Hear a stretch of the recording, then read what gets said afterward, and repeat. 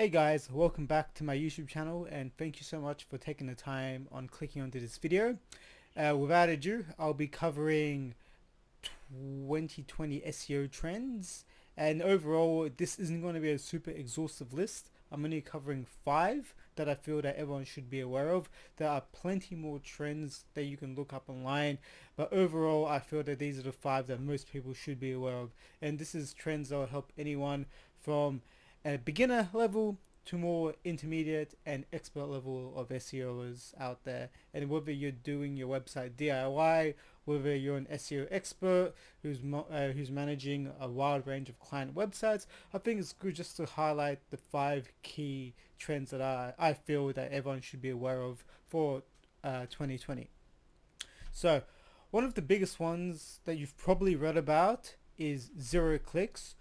So what does that mean and why is it so important to be aware of it? So overall, there's been a few surveys and research pieces out and about in the digital marketing space.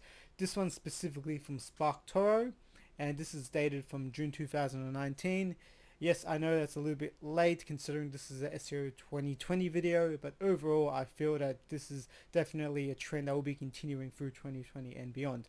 So what this survey essentially indicates is based on browser information and mobile and desktop information. Overall, they've boiled down various search results and how people are interacting with these search results. So what this kind of indicates is that 50% of people don't click on a specific search result, and this could be a feature snippet result or something along those lines. So this could be a specific query such as, what is the time, or something along those lines where you get a direct answer. And then we have about 45% of users who do click on searches with organic clicks, and then the remaining 4% is just searches with ads. So we're going to take that 4% out of the equation, and overall what it is indicating is that more than half of organic searches don't click. And these are some examples of certain I guess feature snippets that I believe people wouldn't really click onto because they have enough information and they click out. So example, why is the sky blue, for example? It has a paragraph that gives you an idea of why the sky is blue. An example, another one is, feature snippets. Perfect example is people are also asking at the bottom, what it is. So some people read very briefly on that information and don't decide to click on to learn more. And all in all, I think one thing just to take into consideration is that, does this mean that you should be optimizing for feature snippet? I definitely believe that you should be optimizing it. Just take into consideration that a lot of these type of queries that people aren't clicking on aren't necessarily high converting terms for your business or for your client's website.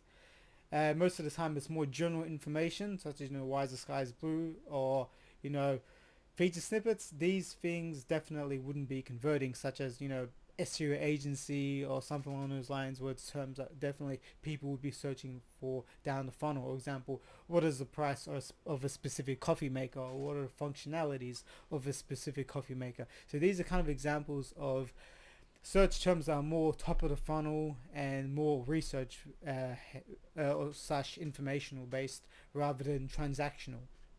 So moving along here, we have, don't panic.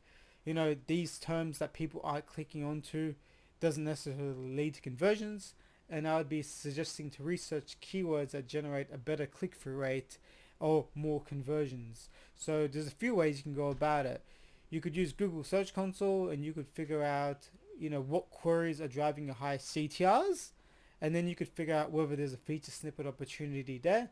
So you could use SEMrush, or you could use advanced web ranking or other third-party tools.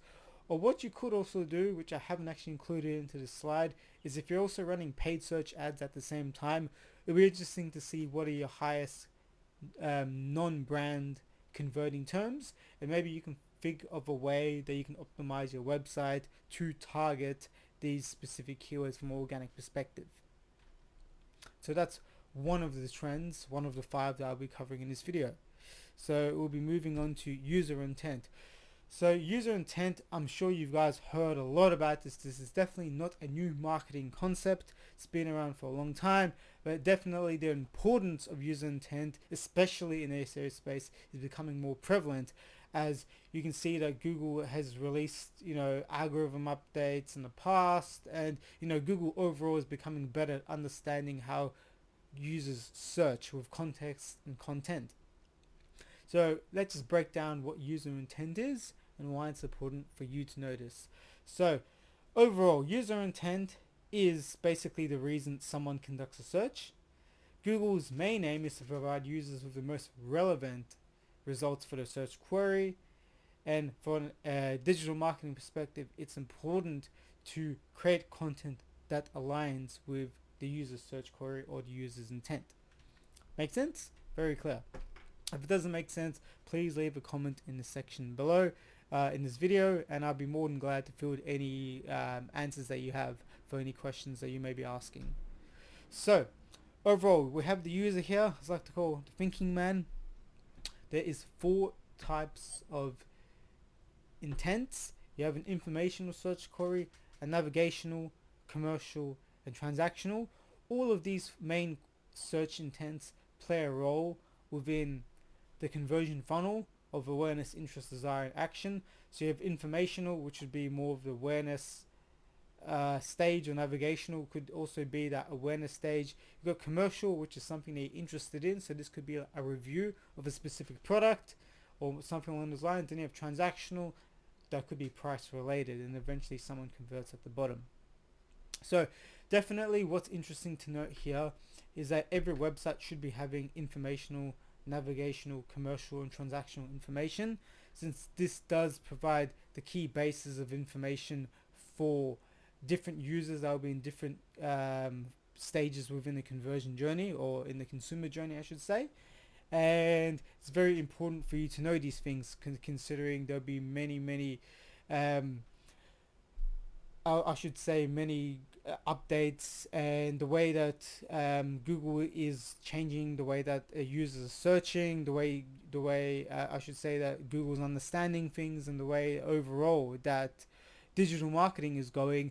If you aren't grasping these intents, if you're not focusing on optimizing your site towards your users' intents, then you're going to have a much more difficult time to convert users. So I'll give you an example of what an informational query is.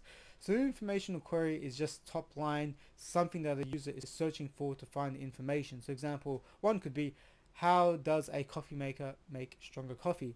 There's an example of a feature snippet here as well, and people also ask. So that's a cool way that people can get information. And going back to 0 clicks, would this be something that I'd be optimizing my business for? Yeah, 100%. If I would be having a coffee maker business, I feel that this is a valid question that people would ask.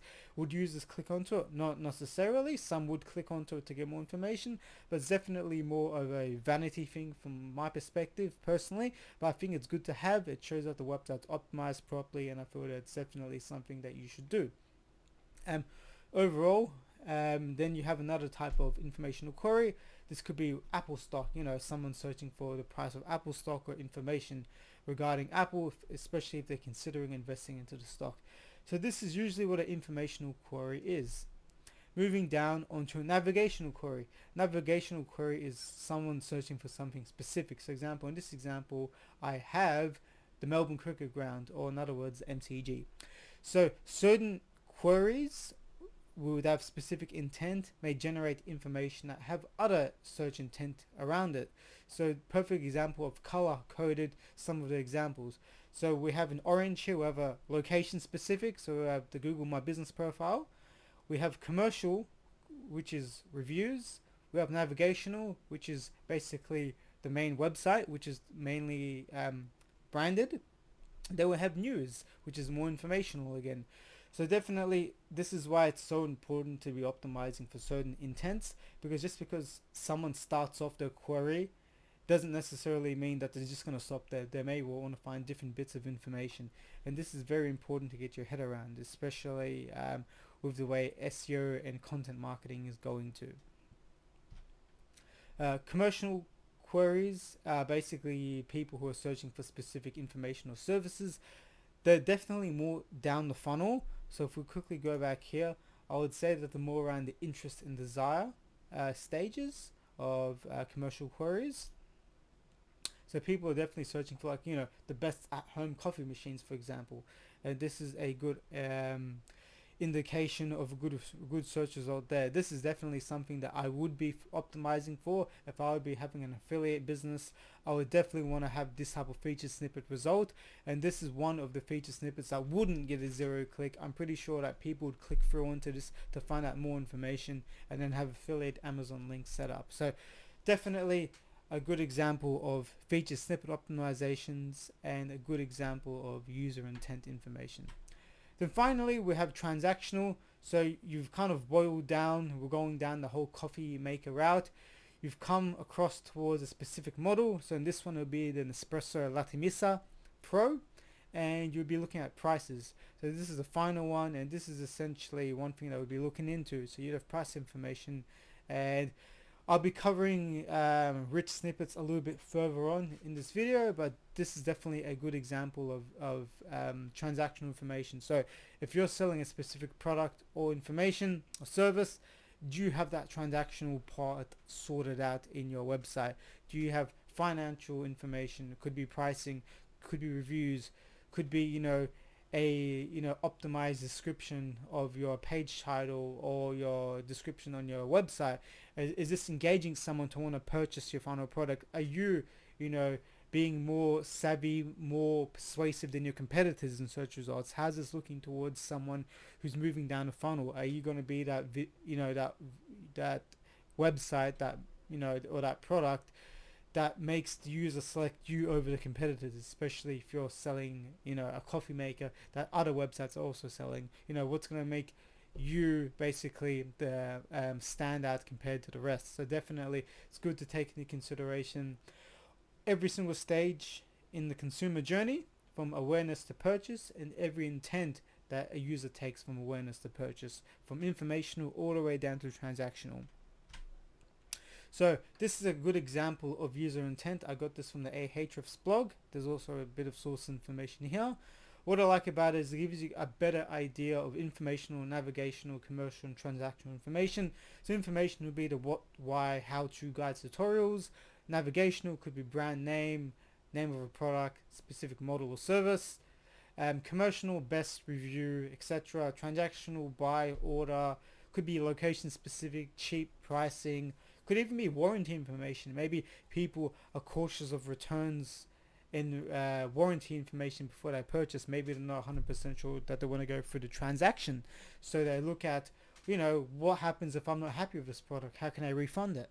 If you're like in an e-commerce business, is this something that you're covering? What if someone wants to buy a t-shirt, pair of pants, socks, whatever, and they're not 100% sure that it's going to fit them?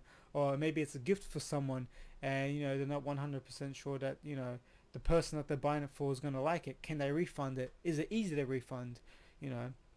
Things of that nature. So these are definitely things to take into consideration. So what can you do basically? So for user intent, what can you do? I would suggest researching and identifying existing gaps in your website.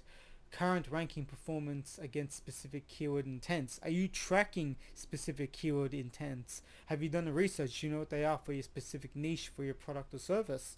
Are there any gaps? Have you identified anything that you aren't tracking that you should be tracking? Are there feature snippet opportunities? Are there SERP opportunities? So SERP, for those who don't know, is search engine ranking position or page opportunities for you. What can you do? Do a quick content audit. Do you have any how-to guides, reviews, copy, CTA, content structure? So this could be page titles, H1s, descriptions, or all of these things set on your business, on your website in such a way that you have information for every stage in the journey. Once again, do you have information for every single stage, for every single informational, navigational, commercial, transactional query? These are things that you should be definitely getting on top of and ensuring that you have a tight lid on all of that, so that people who start their journeys in different parts of the consumer journey, you have information that meets all of their queries.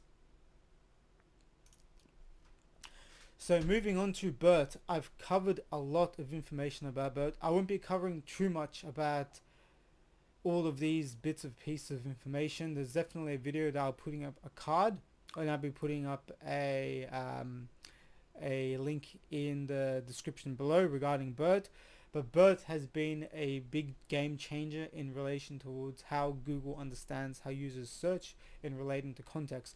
So I already have another video that I just covered that goes into way more depth. I'm just going to cover the top line of BERT for you guys. So pre-existing language models previous to BERT have had problems in understanding context, content, and sentences. For example, in this problem, we would have open a bank and on the river bank. So we'd be covering the word bank. It's definitely a contextual game changer. So when people search, that word makes a huge difference towards how and what Google would be perceiving as a result. People would be talking about finance versus, a riverbank. So these are kind of things that people don't, people take for granted in search results. And search engines have had problems understanding in the past, which is context and content. So once again, there's been existing language model limitations. Most of these existing open source programs and language models prior to BERT could only understand a sentence from left to right or right to left. But BERT is the first bidirectional language model that Google has been taking into consideration. So traditional ones of language models would go unidirectional. So example, open a bank, so we're going left to right or right to left, and it only gains understanding of a word by word. So that's how it goes. It'd be open a river bank. That's how it understands context. And for BERT, it would be going back and forth. So BERT would be smart in going back unidirectional to understand the full context. So as you see this double arrow, so it'd be going back and forth here. So here's what's interesting is that BERT is now officially surpassed human intelligence in terms of understanding content. So there was a test done in 2018/2019, and the accuracy of those results have been 93.1%. So at the top we have a human's understanding of context and content has been 91%, while BERT's was 93.1%, and we had other language models such as QuantNet and NLNet, so they had 91 and 90% respective. So basically Google has created and essentially a language model programming that now they're rolling out the search results, by the way, that is more smarter than a human in terms of understanding the accuracy and understanding how users search. So what impact does it have on search? Google wants you to search with more natural meaning, with prepositions such as for and to that add more meaning and context to your searches, and Google will be able to understand your queries much better. So this is an example of post-BERT and after BERT. So example, can you get medicine for someone at a pharmacy? Before it had an example of just how to get prescriptions filled, while the new example is basically can patients get a family member to pick up a prescription. So in this specific example, the BERT model has understand the specific query of someone, which has changed the entire context of this search query and has given a more accurate and better search experience for the user. So example, 2019 Brazilian traveler to USA need visa. So example, this basically gives an example of a first example of a search result for a citizen who is US who wants to go travel to Brazil. But then the result that it gives, that BERT gives, is much better, which is basically tourism visitor, someone who is basically traveling to that is essentially traveling, and they're traveling from who is a Brazilian traveler going to the US. Do they need a visa? So definitely that search result is much better. So by applying BERT at this point in time, Google hasn't rolled this out to all locales. So far it's only rolled it out to the US. It will be rolling out to other locations from 2020 and into the future. So one thing to take into consideration is BERT will be rolled out for 1 in 10 every queries. So 1 in 10 searches will have a BERT result. And overall, what's important to understand is that the results will be changing. So BERT and Google will be better at understanding the context and content of the content on your website, so users will be getting better results. So what can you do for BERT? I would say don't go crazy, don't stress out and create lots of pages to try and game the system potentially, or long tail phrases to essentially try and ensure that you have everything covered. Google is essentially going to be able to pick out your content on your website to ensure that whatever content you provide, it matches the query, matches the user intent. I would say monitor your rankings and featured snippets, because these will change over time as shown with those featured results.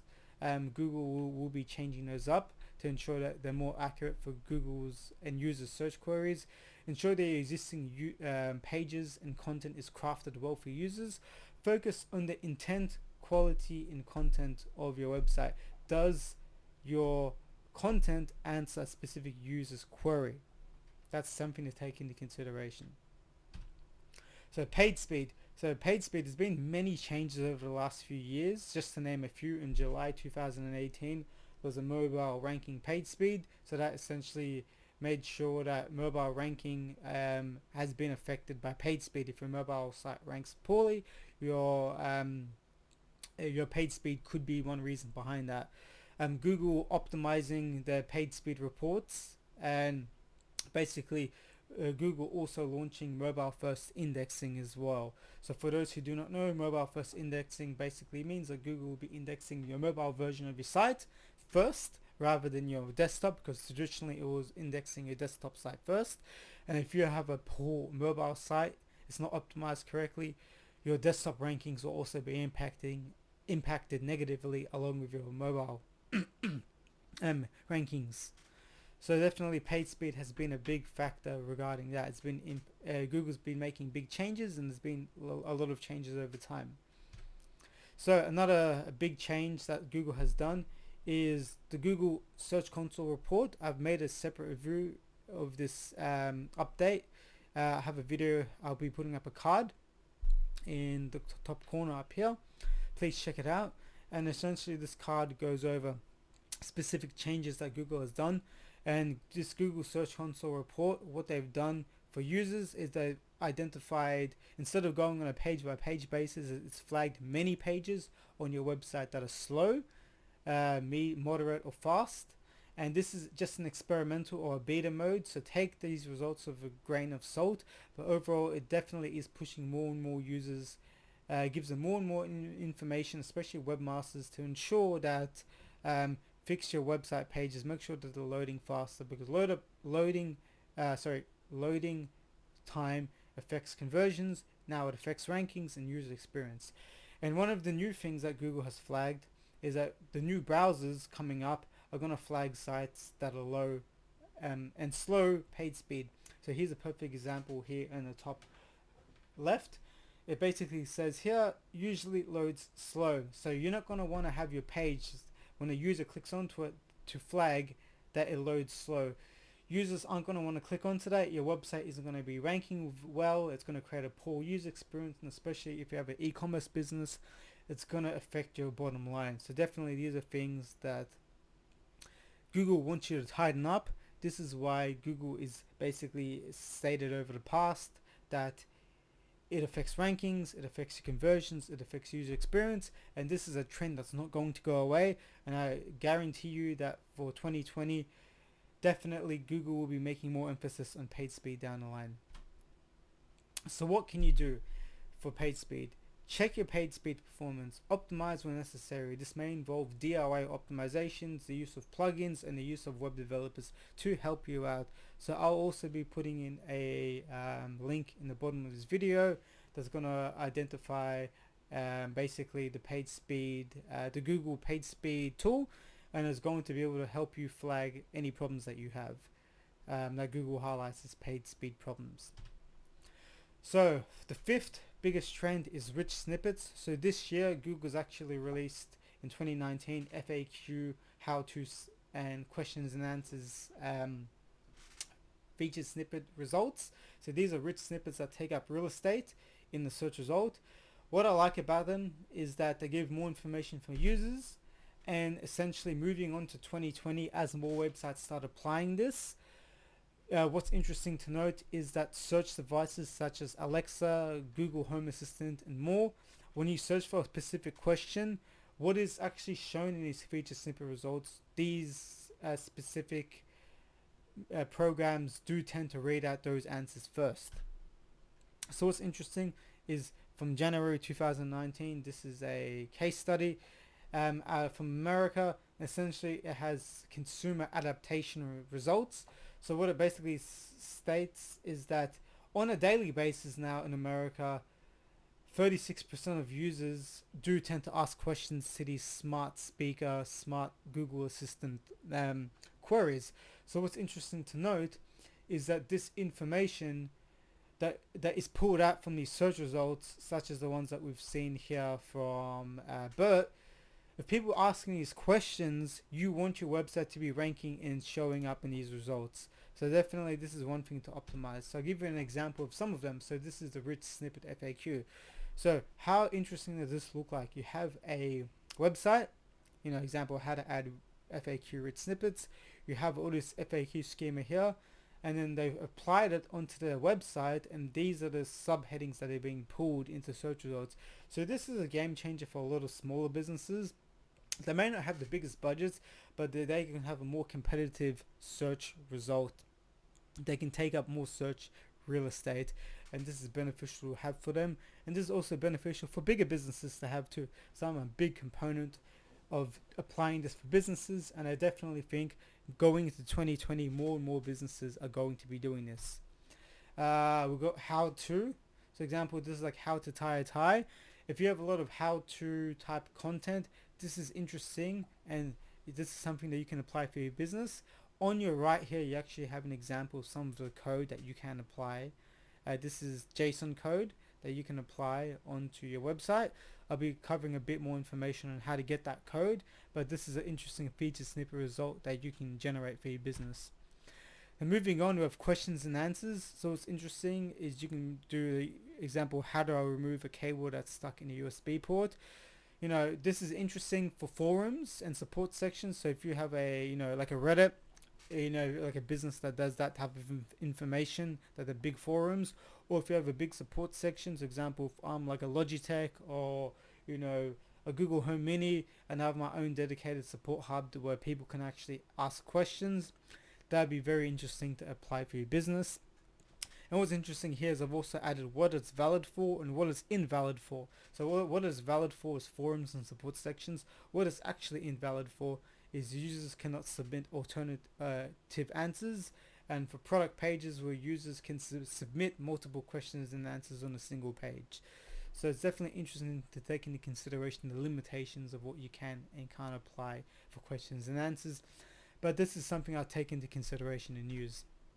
So once again, rich snippet, so product and review pricing. So this actually isn't new for product and review and pricing. However, they've made an actual tweak towards what reviews Google will be showing in search results. So in late 2019, around September, they've actually stated that you cannot have self-serving reviews, and these will not be shown in search results. So example, if I had a digital marketing agency and I had a review on my business that was showing up saying, we're the best agency in Australia, all this stuff, this will not be shown in these type of reviews. So this will be more basically for product information. For example, the Google Home Mini for Walmart.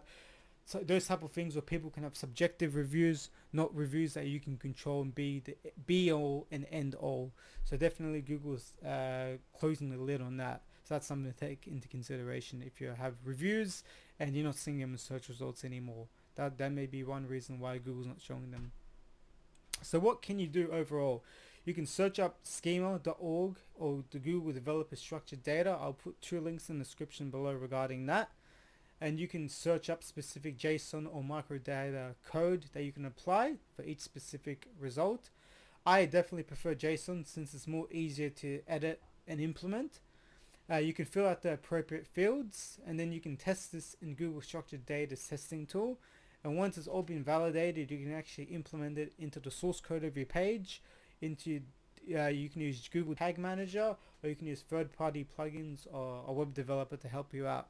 to get these rich snippet results. So that's my 5 key trends that I've looked at. So 0 clicks, I've looked at, BERT, I've looked at user intent, and now I've looked at rich snippet information. So definitely these are the 5 biggest trends that I see coming up. And overall, I'm very glad that you guys have stuck around. So once again, thank you so much for your time. If you gain value from this video, hit subscribe, and I'll be uploading more videos definitely into 2020 covering the latest trends and SEO developments. So guys, thank you so much for your time, and see you guys in 2020. Have a good one, guys. Thank you.